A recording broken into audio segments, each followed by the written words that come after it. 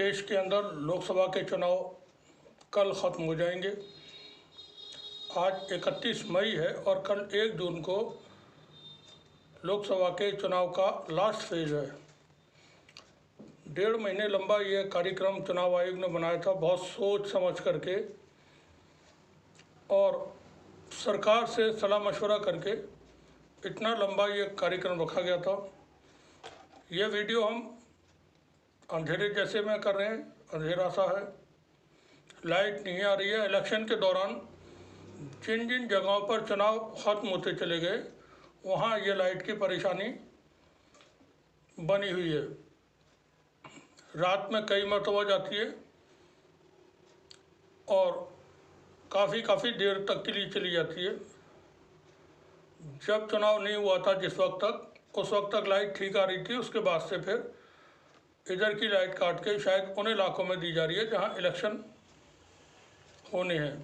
कल जब ये इलेक्शन ख़त्म हो जाएगा तो उम्मीद की जा सकती है कि लाइट फिर से पहले जैसी कम से कम आने लगेगी। चुनाव कल पूरे हो जाएंगे। वोटों की गिनती 4 तारीख को होगी।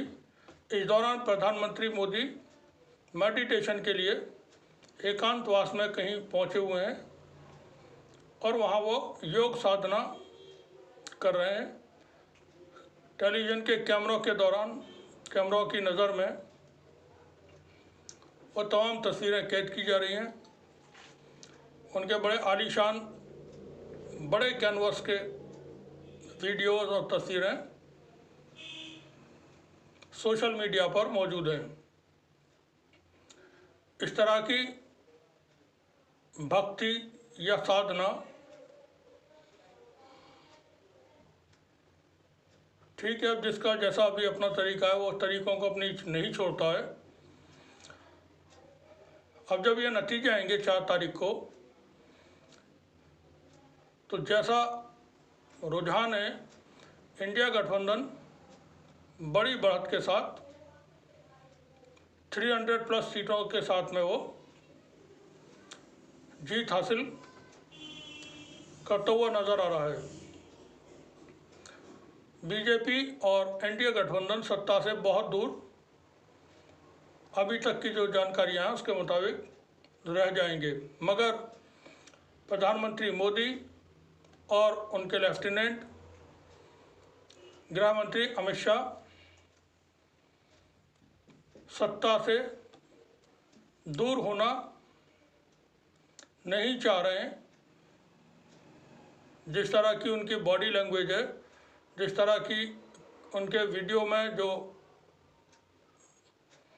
खाना के, कल भी प्रधानमंत्री मोदी का एक वीडियो वायरल बहुत हुआ जिसमें वो कह रहे थे कि मेरा मुंह न खुलवाओ और मैं सबकी पोल खोल करके रख दूंगा। तो उनको तमाम बातें बताना चाहिए थी। 10 साल तक वो हुकूमत में रहे थे और उनको कार्रवाई करना चाहिए थी, बताना ही नहीं। आपने इतने सारे लोगों को जेल भेजा, इतने सारे लोगों को फंसवाया, तो जो जिस किसी का था वो आपको करना चाहिए था, बता देना चाहिए देश को। इसमें छिपा क्यों रहे हैं आप? दूसरा ये कि प्रधानमंत्री मोदी और अमित शाह सत्ता से दूर क्यों नहीं होना चाहते हैं, हम इसी पॉइंट पर बात करेंगे। चंद बातें हैं। इन 10 सालों में सरकार ने जो बातें की थी, जो वादे किए थे 2014 में, वो पूरे नहीं किए उन्होंने। कोई काम उन्होंने नहीं किया। विदेश नीति तक उनकी नाकाम रही और बहुत बुरी तरह से विफल रही। आज हम अपने पड़ोसी देशों को देखते हैं, कोई एक भी पड़ोसी देश ऐसा नहीं है जिसके साथ भारत के संबंध दोस्ताना हो। श्रीलंका ताल्लुकात ख़राब, बांग्लादेश ताल्लुकात ख़राब, नेपाल के साथ ताल्लुकात अच्छे नहीं, भूटान के साथ वैसे ही है काम चलाओ, चीन के साथ रिश्ते बहुत तनाव भरे हुए हैं, पाकिस्तान के साथ बिल्कुल ठीक नहीं, अफ़गानिस्तान के साथ बेहतर हो सकते थे लेकिन वो नहीं हुए। इसके बाद हम पूरी दुनिया के हाथ देखते हैं तो वो भी हमारी जो फॉरेन पॉलिसी है 10 सालों की, वो कहीं भी कामयाब आपको नज़र नहीं आएगी। अरब के मुल्कों के साथ कोई हम ये नहीं कह सकते हैं कि बहुत अच्छे रिश्ते हैं। दरमियान में इन 10 सालों में जो लिंचिंग हुई मुस्लिम्स के साथ और जो रसूलुल्लाह का अपमान किया गया भारतीय जनता पार्टी के बड़े लीडर्स की तरफ से, उसके बाद अरब के देशों में अरब की सरकारों की तरफ से, OIC की तरफ से वक्त वक्त पर प्रतिक्रियाएँ आती रहीं।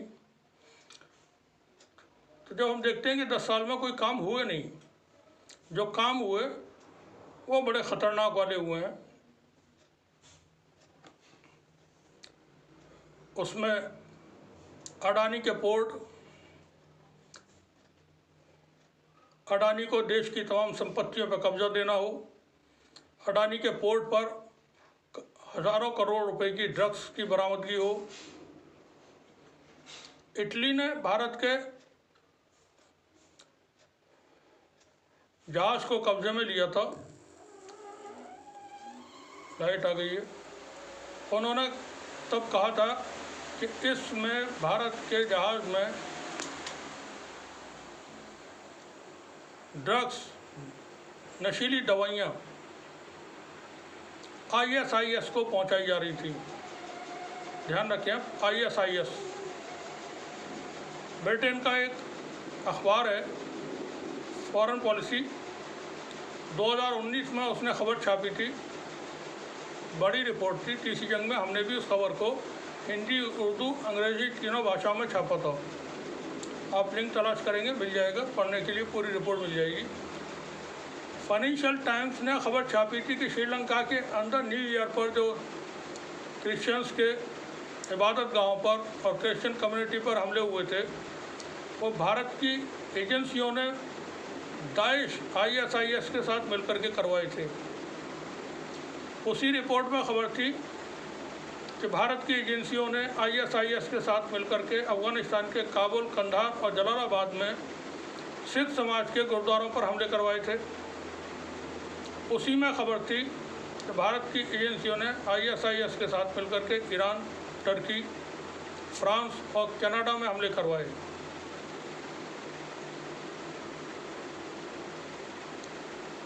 राफेल का घोटाला, पेगासस का मामला,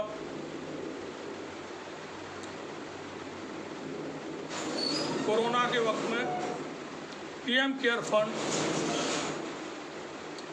अडानी और अडानी के भाइयों की जो शेल कंपनियां हैं उसमें किसका पैसा है, ये तमाम बातें, और इलेक्टोरल बॉन्ड का जो खुलासा हुआ है,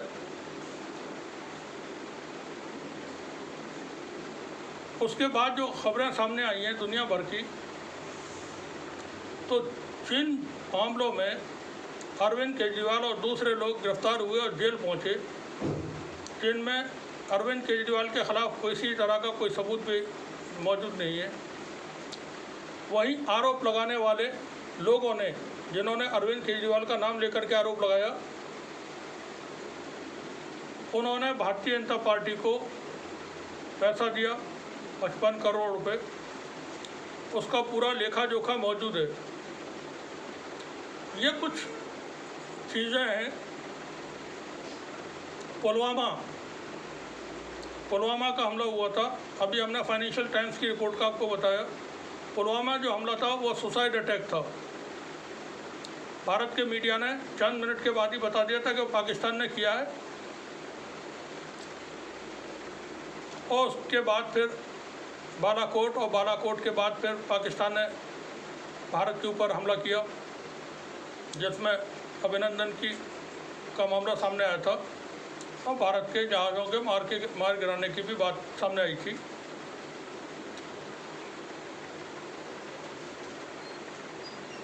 पुलवामा में जो हमला हुआ था पुलवामा का, उसमें सुसाइड अटैक हुआ था, और सुसाइड अटैक करने वाला से एक ही संगठन है, वह है ISIS। और फाइनेंशियल टाइम्स कहता है कि ISIS के साथ भारत की एजेंसियों ने मिलकर के श्रीलंका और दूसरी जगहों पे हमले करवाए। तो पुलवामा का हमला किसने करवाया था, इसकी कोई जानकारी कभी सरकार की तरफ से नहीं दी गई। भारतीय मीडिया जो आरएसएस का मीडिया है, अडानी अंबानी का मीडिया, उसने बताया पाकिस्तान ने किया है। ये तमाम वो पॉइंट्स हैं या वो बातें हैं जो भी नई सरकार बनेगी भारतीय जनता पार्टी के अलावा, वो जितने भी अडानी और अंबानी को भारत की संस्थाएं दी गई हैं वो वापस होंगी। जो शेल कंपनियां अडानी की, उसमें किसका पैसा है ये जानकारी होगी। जीएसटी जब लगाई गई थी उससे कितना बड़ा घोटाला हुआ था वो तमाम बातें सामने आएंगी। नोटबंदी के ज़रिए जो काला धन था वो सब सफ़ेद हुआ, उसके खुलासे होंगे। पीएम केयर फंड में कितना पैसा है, किस कंपनी ने पैसा दिया, किन लोगों ने पैसा दिया, वो तमाम जानकारियाँ सामने आएंगी। तो जो गड़बड़ हुई है उससे डरे हुए हैं और सत्ता नहीं छोड़ना चाहते हैं। और भी बहुत सारी बातें हैं जो हम अभी फ़िलहाल नहीं कर रहे हैं। अब ये सत्ता में किस तरीके से आ सकते हैं उसका एक ही तरीका है, वो है कि भारतीय जनता पार्टी को 50 सीटें आएँ, चाहे 150 सीटें आएँ, राष्ट्रपति भारतीय जनता पार्टी को इनवाइट करें। अगर राष्ट्रपति की तरफ से इनविटेशन बीजेपी को दिया जाता है तो भारतीय जनता पार्टी सरकार बना लेगी, थर्ड टाइम प्रधानमंत्री मोदी बन जाएंगे।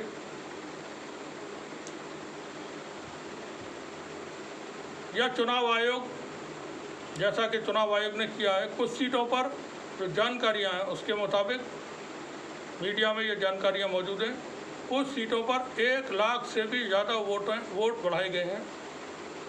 जो वोट डले उससे 30,000, 40,000, 50,000, वो बहुत सारी सीटों पर चुनाव आयोग ने जो डाटा हैं उसमें हेरफेर किया है। अब चुनाव आयोग किसी तरह से जीत हासिल करवा देता है तो वो सरकार बना सकते हैं। वैसे उम्मीद ये कि राजीव कुमार, उम्मीद है बहुत ज़्यादा कि राजीव कुमार 4 जून को जब वोटों की गिनती होगी तो वो ईमानदाराना गिनती करवाएंगे। उनके ऊपर से वो प्रेशर ख़त्म हो चुका होगा कि मैं किसी को फेवर करूं। हवा बदल रही है, माहौल बदल रहा है, गर्मी बहुत ज़्यादा है। प्रधानमंत्री मोदी आराम करने के लिए गए हुए हैं 2 दिन के लिए, धमकी दे करके गए हैं वो कल ही। तेजस्वी यादव को भी जेल भेजने की धमकी दे करके गए हैं, तो डरे हुए हैं सरकार बदल जाएगी। तो ये जो हमने बताए हैं, पुलवामा का भी मामला है, उसमें अडानी का मामला है और बहुत सारी बातें, उनके बहुत बड़े बड़े खुलासे होंगे, कार्रवाइयाँ होंगी। उसमें कितने ही मिनिस्टर्स और ब्यूरोक्रेट से सवाल होंगे। जेपीसी बनेगी, उसमें बुलाए जाएंगे, क्या ये बताइए। ये खौफ है जो वो हर हाल में चाहते हैं कि हम सत्ता हासिल करें, और अगर सत्ता उनके पास में आ जाती है तो फिर मुल्क चला जाएगा। ऐसी भी उम्मीद है कि अगर जबरन सत्ता पे कब्जा करने की कोशिश हुई, जो जनता ने वोट किया है उससे अलग जा कर के, तो Punjab, Haryana, Himachal Pradesh, Uttarakhand, Delhi, North East, West Bengal, Orissa, तमाम जगहों पर बहुत बड़े प्रदर्शन होंगे, बवाल भी हो सकते हैं, हिंसा भी हो सकती है, कुछ भी हो सकता है। आप सभी का बहुत बहुत शुक्रिया। देखते रहिए तीजन न्यूज़।